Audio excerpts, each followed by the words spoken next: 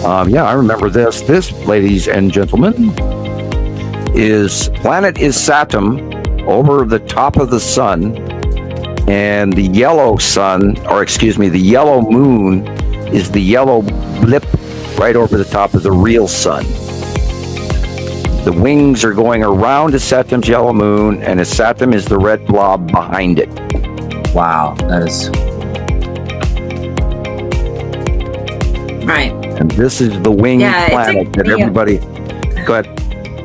No, I was going to say, it took me a while to figure out what was happening here. I mean, you kept explaining it, and I couldn't quite wrap my head around it till there was this one certain picture that came through where I could see it better, but then you can see there's this object right above the sun.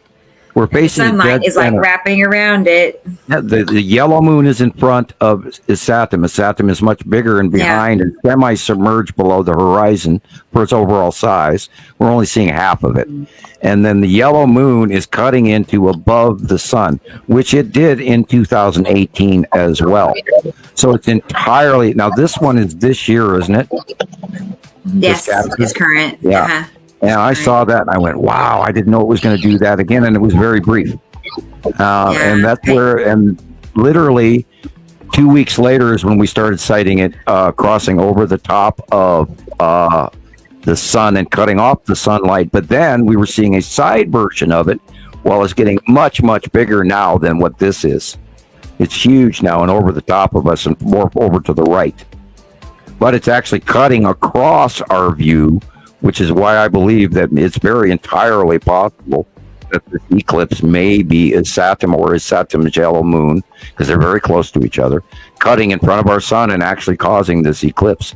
And if we see a warble on one side or the other, or a misshapen, not perfect circle on the eclipse or whatever, and when it hits that flare mark, there's a lot of different things that you should be able to capture the moment of totality, where the light will completely change. And this is where I tell everybody, as quickly, as carefully as you can during totality, do the parking lot 360 if you're going to take a live footage, or take several snapshots around you as well, because the light will completely change. And anything else that's out there that is illuminated will be automatically exposed. So it's really serious. And there's like 19 different things you can capture out there right now, including comets and planets and asteroids and you name it. Yeah. So be mindful if you want to catch, and you may not be able to see it with your eyes. Just use your camera and let your camera then go back and look at it. But this, I remember this. You can see the red behind it. You can see the Isatum behind it. You can see the yellow on the top in the middle. And this is where the ion tail is going around Isatum's yellow moon, which will reach around Isatum proper as well. But being that we're looking dead straight on it, we see the winged, both sides. Usually we only see one side of the ion tail, which does actually wrap around both sides of Isatum. And we saw that in the early years on the early approaches, way back when she was, she was the size of a quarter. And then you could see the little tiny, pea-sized yellow moon and the ion tail going around the quarter. And that was the early years in 2013, 14, and 15. And then in 15, she got big, and then she went back and away from us. And that's when Nibiru also started backing up. And our view of Nibiru predominantly quit after 2015, and it rose up high. And so we were seeing pretty much the dark side of it all the way. And it was so deep blue that you couldn't distinguish it. Even though it was there, you couldn't really see it.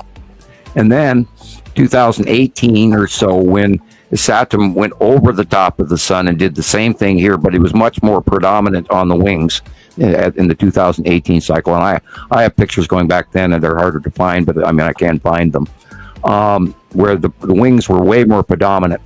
And then after that was when we started seeing, back in 2019, we started seeing Nibiru and Isatum and Isatum's yellow moon start getting bigger. And this is what we referred to in the past on many of our shows as the Dr. Phil era. And that was when this person out there, his Facebook tag was Dr. Phil, spelled differently than the Dr. Phil off of TV. F-I-L. Right. Yeah, there. He got a whole series of captures along with a bunch of other people that were just phenomenally wonderful, and we still use those pictures today. And that's part of how it's all laid in my memory. I can look at I've looked at hundreds of thousands of pictures in the last decade, and I can pretty much remember most and all of them when they came in and all sorts of stuff. Yeah, look at that. There's the winged Isatum, symbol of Ankh, and she's healing him with the symbol of Ankh. Right. Look at So the that. pharaoh is being Look at anointed this by. for how long? And I think I've seen the image of this probably my whole life through school and everything. And now that there's actually something tangible that we can see with our own eyes that's representing this, it's just incredible. It And really if is. you look at the relief on the carving on the right, that almost kind of matches the facial depression of what we have seen of the close-up passes of the landmass of Isatum. It really kind of almost, because there is a facial shadow depression with a mountain range in the southern left hemisphere in all of our close-ups as well, and that they literally have carved the actual frickin' planet there. And if you look on the picture on the left, it sort of has that as well in the pigmentation. That's something, Like they're actually drawing a planet that they know of. right? Wow. Oh, I swear they did. We know. There you go. There's that more winged, and behind it is Isatum, and this is Isatum's yellow moon. Yeah. With the fanned out around both sides of Isatum. And yeah, there you go. This is a really old picture of it that comes from deep space. And this is what everybody was calling Nibiru Okay.